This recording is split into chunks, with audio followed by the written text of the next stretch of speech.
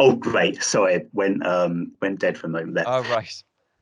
So I'm delighted to be joined once again by Darren Grimes, who is a very prominent young conservative and Brexit activist. So, Darren, first of all, thank you very much for your time. No, thank you for having us. I was really impressed by all of your journalism and work during the general election, actually. I thought it was fantastic. No, thank you. Exposing, it really was. It was exposing, I think, the deceit that these so-called progressives actually stand for anything progressive. I mean, what we saw from Jeremy Corbyn, I think, was one, it would have put this country at real risk as far as our national security is concerned. You know, when you've got the shadow health secretary himself even saying that that was the case. But Yeah. secondly, the anti-Semitism stuff, right? No one, not even the now leader of the Conservative Party, the Labour Party, took that seriously. So I think you did a great service actually in exposing that. So well done. No, thank you. That's very kind. I mean, I guess we'll start in an optimistic place. So we'll go back to the election result when that came in on the night of December 12th. But how did that make you feel when you knew that both Brexit was guaranteed and that Corbyn wasn't going to become Prime Minister? So I had to, we had an election party at my office, and I had to take myself away upstairs and hide in one of the rooms. And I was watching the results on a television in that room. I couldn't bear to be in a room with other people there because I was so scared of the result. I think it's the first time in my life where I've ever genuinely felt a deep-rooted sense of anxiety over a political outcome. You know, if Brexit hadn't have happened, I would have been upset, and I would have thought it was a travesty for this country and puts us on a really, I think, wrong track for our future economic and political future.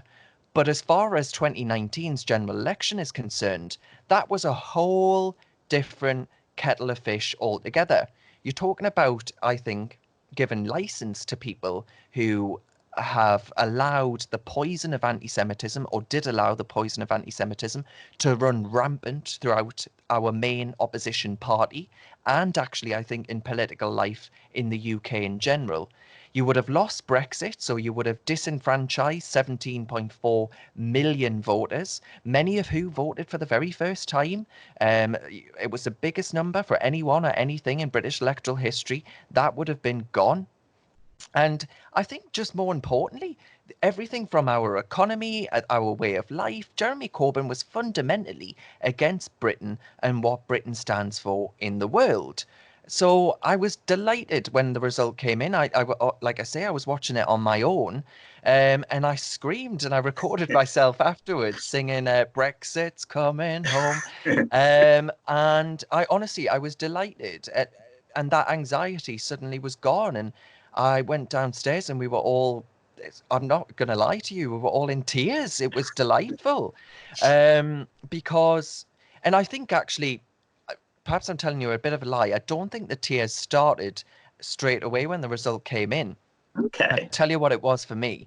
It was when Laura Pitcock lost North West I, Durham, because that's where I was born. That's the seat where I was born. So I know it really, really well. And for me, that went to the people like my grandfather who had voted Tory for the very first. We sadly lost him in 2018, but he voted Tory for the first time in his life in 2017, having been a Labour man his entire life before that. And I looked at people like him and millions of other Brexit Labour leavers, and I thought, you've been vindicated. You know, this, you're going to get Brexit. You've got a leader who's actually going to listen to you now. And it felt like everything I'd been saying in politics for years and years had finally been listened to. I never thought that we'd see Labour fall in the northeast of England, but we did, yeah. and we in big numbers as well. Um, so yeah, I was delighted. I mean, one of the things that was really interesting about the last election was almost like kind of the changing social support base of the pies. So that the Tories, I Yeah, think, for the that's right. first time ever, picked up both more working class votes than Labour, but they also picked up a high proportion of the working class vote than the middle class vote. And I think that's the first time that's ever happened. Mhm. I mean, do you think that was just because of Brexit, or do you think there's kind of like something deeper happening in British politics? I think it probably is deeper, but I think actually Brexit exacerbated the process. I think it was always going to happen. I think that was potentially inevitable. But Brexit revealed in, I think, the most blatant form the complete gap, the chasm between the Labour Party and its heartlands. Now, in my view, the Labour Party under Keir Starmer will epitomise the the fact that it represents London's coffee houses. They've got London in the bag. They've got university cities. They've got students. They've got the Extinction Rebellion crowd in the bag. No doubt we'll be hearing more about net zero by God only knows when. And that's basically its core constituency now. Now, that's not a vote, an election winning platform. It will get you the likes of Durham City, it will get you the likes of Cambridge and Oxford and London, but it's not going to get you the places that Labour lost in 2019. To me, Keir Starmer is just another technocrat like the likes of Ed Miliband, right? I don't know what he stands for. I know he's got a really strong quiff, but I cannot tell you what the politics or ideology of the man are. It seems to me that his quiff is a bit stronger than his politics. So I don't know what he stands for. I don't think he'll be any threat to the Conservative Party. I mean, God forbid anything happens to the Prime Minister, and I obviously wish him well at the time of recording. But I do not believe that Keir Starmer's Labour Party will win back the red wall or so-called red wall. And what was quite interesting is when he's obviously restructured the shadow cabinet, a lot of the very small number of Brexit sympathetic ministers who were under Jeremy Corbyn have now been removed. I mean, it's now an almost completely Remain or formerly Remain supporting body. Yeah. I mean, does that worry you? Do you think Labour's moving perhaps even further away from the public, or is it just on that one issue and it's kind of better in other areas?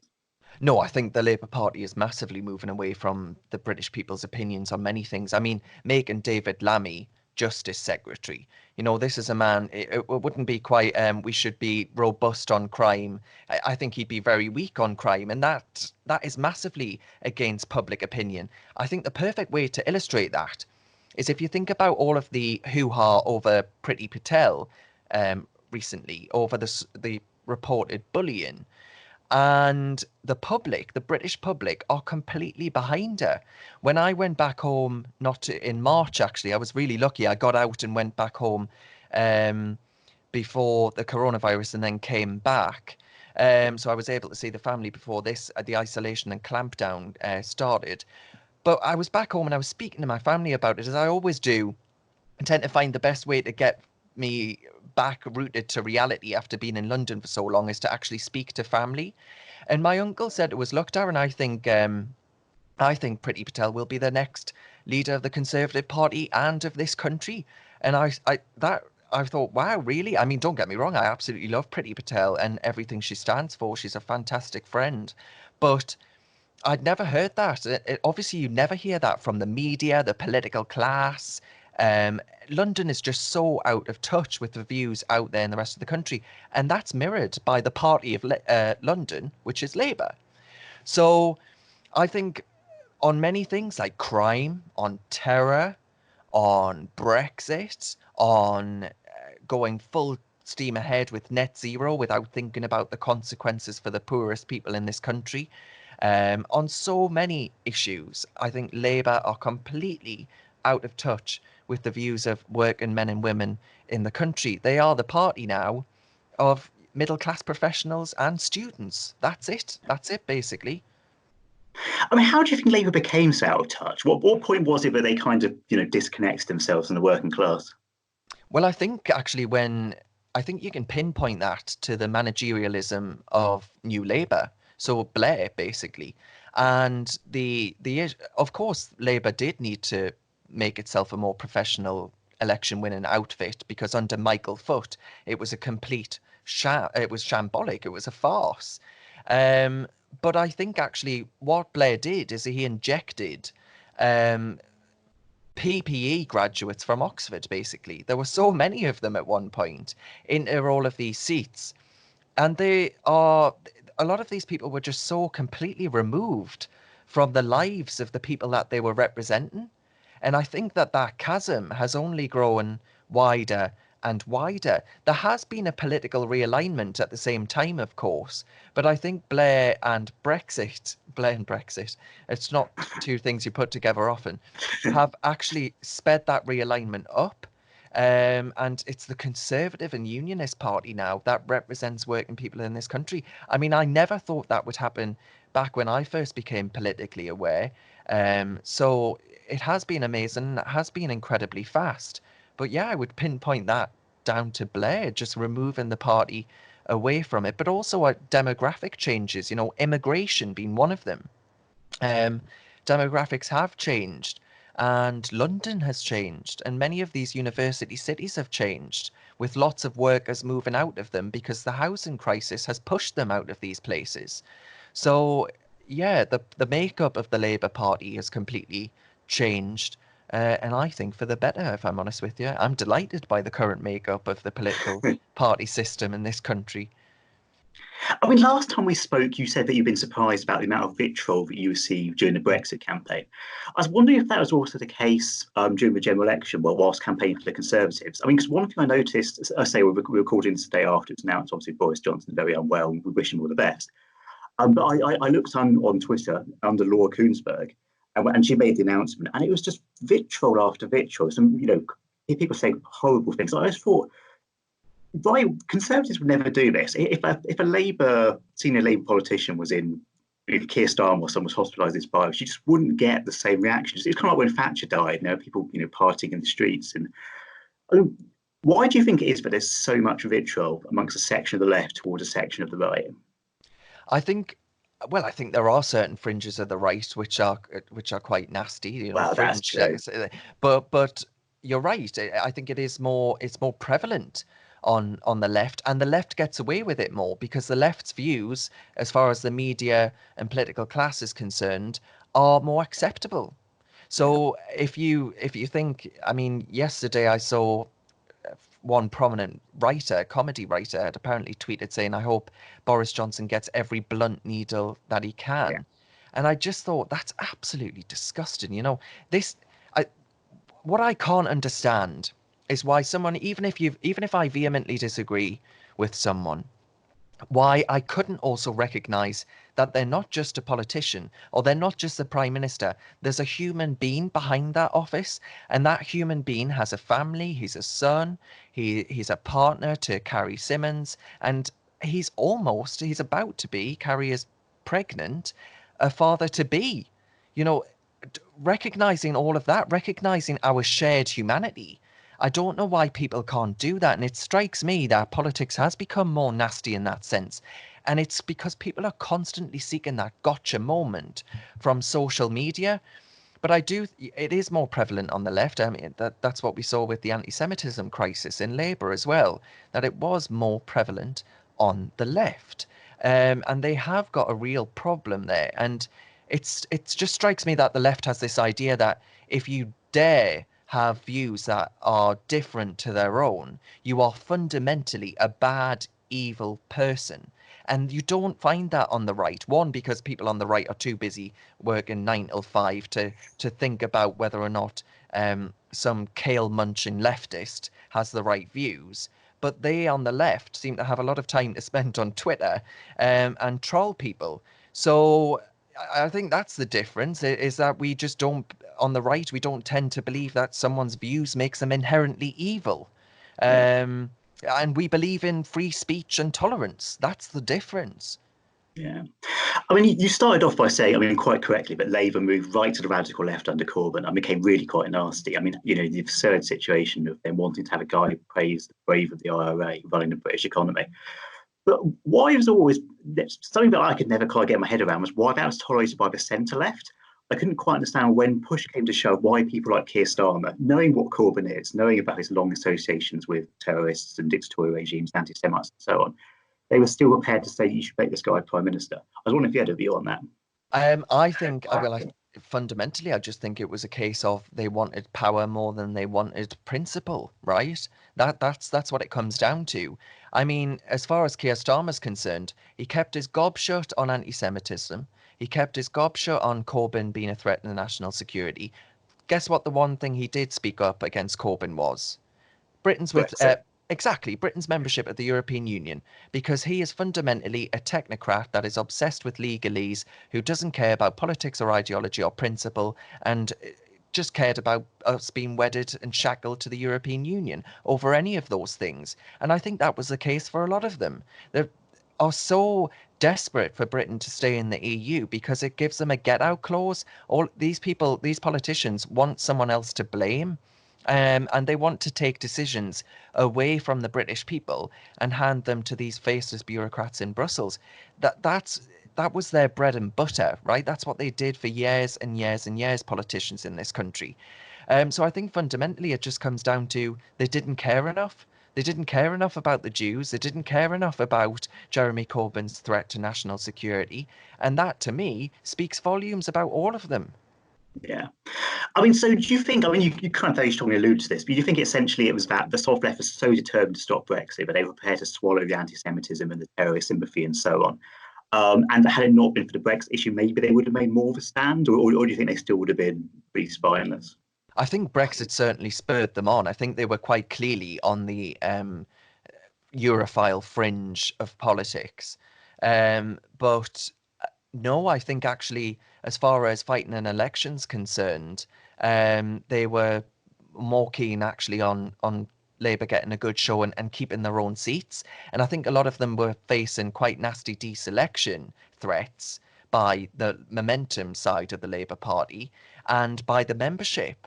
That membership has obviously just voted Keir Starmer in and apparently put forward quite a centre-left member of the NEC, which is the Labour Party's governing body. So, I think things are changing. And that, by the way, I welcome that. I'm not a Labour man. I think that's fair to say. But I welcome the fact that the Labour Party is getting rid of this extreme fringe from its ranks. I think that couldn't come too soon. My heart went out to Jewish people in this country. It broke for them, actually, what was happening to our politics last year. So I'm absolutely delighted that the Labour Party is cleaning up its act. Yeah. If we go back to last summer, when Parliament was prorogued, and there was a whole period, was there ever a time when you thought Brexit might not actually happen? Yes, absolutely. I can say that with absolute certainty.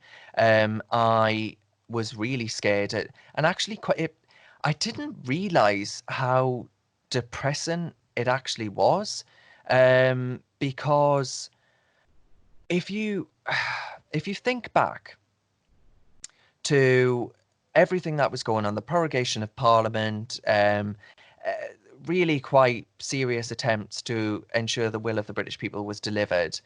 And time again, we saw pushback against that. We saw a political class, John Bercow, the Speaker of the House of Commons, wouldn't let anything get through as far as Brexit legislation was concerned.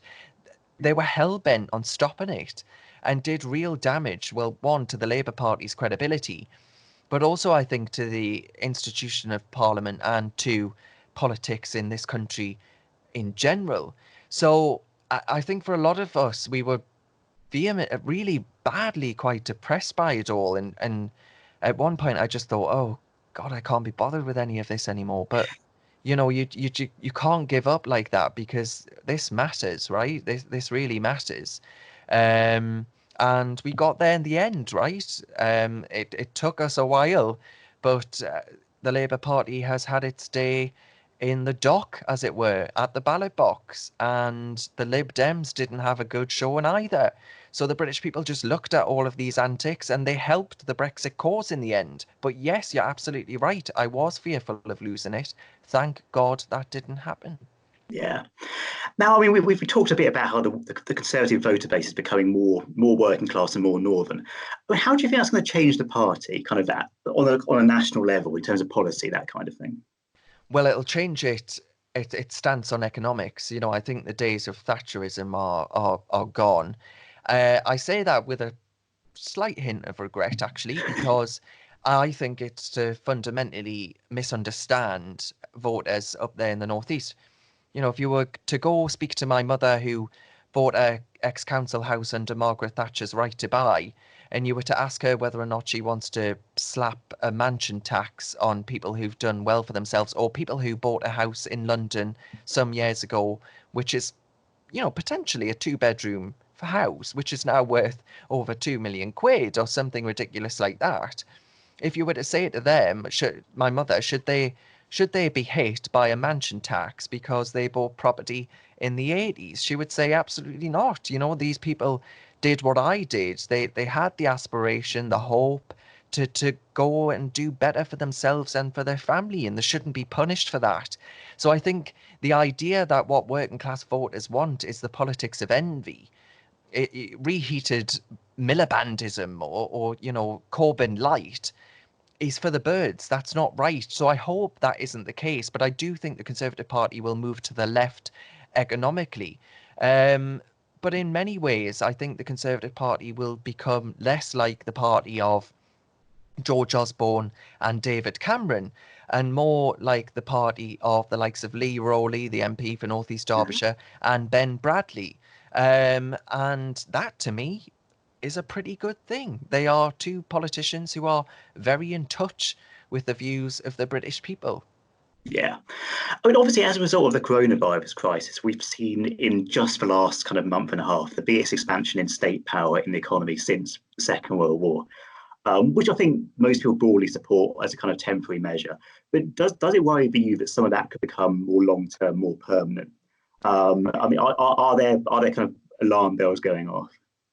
I mean, as far as I was reading today that in some countries they have an app-based system where if you've been tested, you cannot leave the house without this app, so they can track and trace you, your steps and where you've been, etc. I think moves like that, you get into really dangerous territory of the state just having so much knowledge and input in your life. And it's once you give away these freedoms and liberties, it's really difficult to get them back. We saw that with Margaret Thatcher.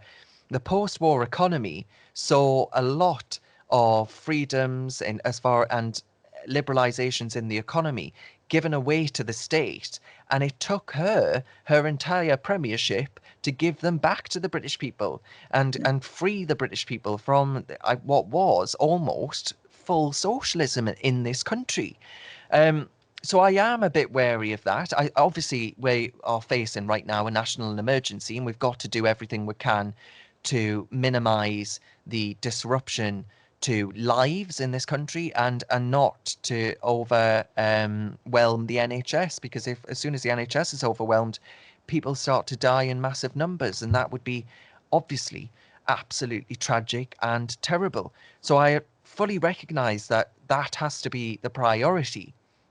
But I also recognise that once you give these freedoms away, there's a very slim chance that you're going to get all of them back. So let's be careful. Let's scrutinise everything that goes through Parliament at the minute and have our wits about us, I think.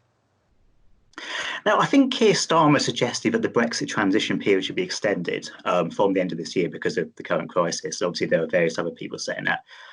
I mean, do you think there's an argument at all for that, or do you just think it's people attempting to kind of push back the inevitable?